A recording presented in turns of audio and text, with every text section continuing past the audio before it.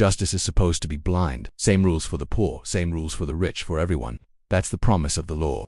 But in reality, justice has a price, and for billionaires, that price is pocket change. This is the story of a man who played by those rules. Act 1. The illusion of justice.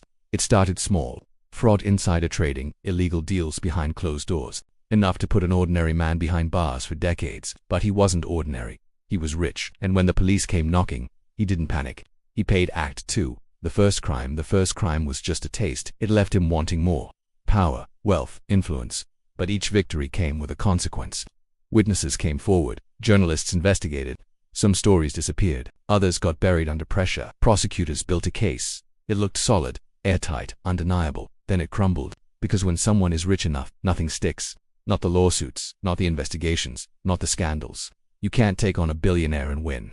You can't take on his army of lawyers and accountants and public relations experts. So justice, for the first time, came with a price tag. And this time, he was willing to pay it.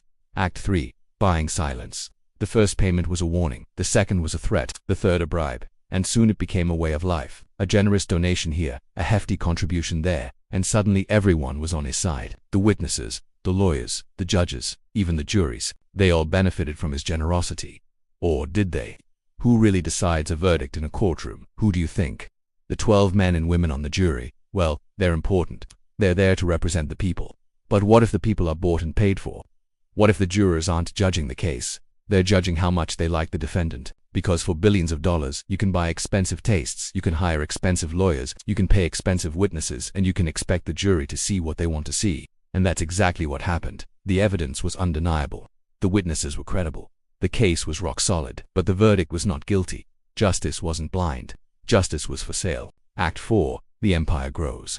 Each victory emboldened him further. More crimes, more scandals, more victims. And each time the same result. Because when billions are at stake, the law doesn't protect the people. It protects the billionaire.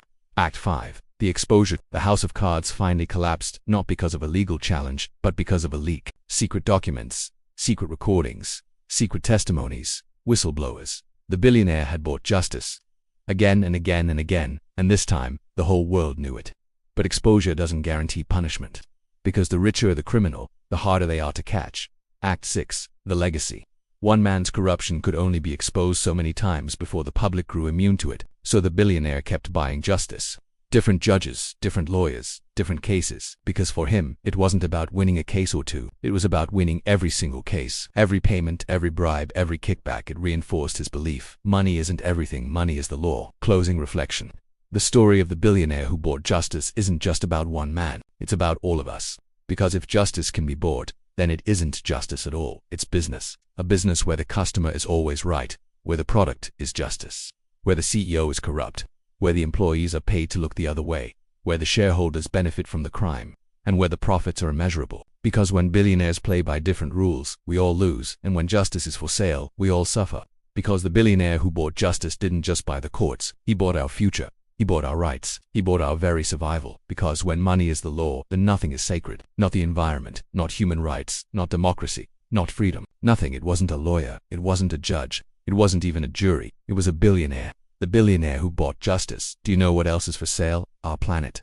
But there's still time to save it. If we start now, we can end the abuse of power, stop the destruction of nature, reverse the damage before it's too late. We have to act now. It's up to us. Are you with me?